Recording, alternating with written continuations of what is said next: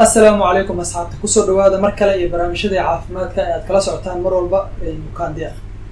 لحظة بيل هراء عروضته ووقت جاي كوجو ذا جيران كل مدى حولي جاء وحينوبها هي نفقة الإرادة هدي اسم هلي النفقة دي يوبه لاين وحدي كرتا كل ما يريس هو جهدا دمان حبناها المها كارهان مسكها هذا أما فهم كي عقلي كسر دوادا مركلة إيه موضوع إن مانتا وكسب سن نفقة يوبه هي عروضته بلاها هراء نلشوده كسر دوادا مركلة إيه موضوعنا مانتا موضوعيدا إننا دمان واحد كيلي كرتان براها أقولنا السوشيال ميديا سيدا فيسبوك يوتيوب كا تويتر كا يو ويب سايت كا وأتكو باري كرتيد بوكان ديا هدي أن قد قلنا موضوعنا ناس نوجينتو وعنتدا أوصل رئيسا لحظة بلا هرية عروضتا وحاشين كلا إحنا لو مدرو وأنا تن أبو وناكسن نفقين تعروضتا وحنا وناكسن إن ستوس أهلوسيو سنة كهرة لونا سيوضو ويران لبضا سنة إحكام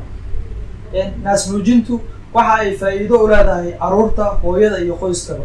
hooyaduna 3 saac waa inay nuujisaa ilmaheeda mar faa'iidada ay u leedahay naas nuujintu caruurta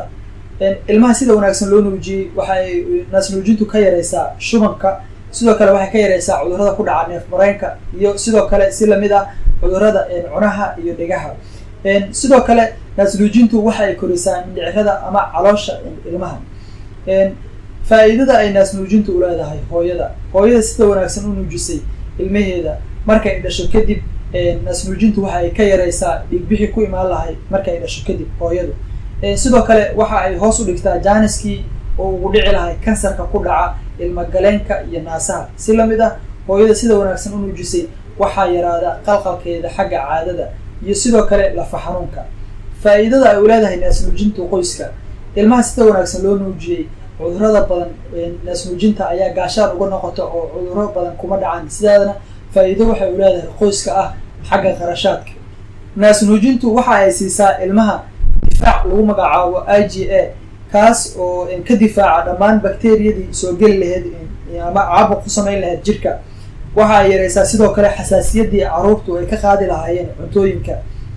hooyooyin badan ayaa kala kulma caqabado kala duwan naas nuujinta taa oo la xiriirta shaqada ay hayaan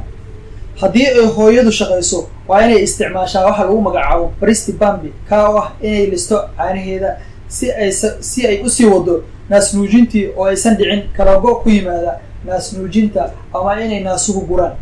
dambarka wuxuu ka kooban yahay tiro badan oo borotiin ah iyo in yar oo dux ah waxaana la soo daayaa maalmo kooban kadib dhalmada hooyada waxa uuna leeyahay nafaqo wanaagsan laakiin waxaa ka sii faa'iido badan waxa uu siiyaa ilmaha difaac oo kula qabsado cimilada ama uu uga hortago wax waliba oo khatar ku ah iyo korriimo bilow caruurta sida saxda ah naaska loo nuujiyay maalintii waxa ay saxaroon karaan 6 ilaa 8 jeer waana qaababka ay ku kala duwan yihiin ama lagu kala garto ilmaha sida wanaagsan loo nuujiyay iyo ilmaha sida wanaagsan aan duugmada u helin maasantii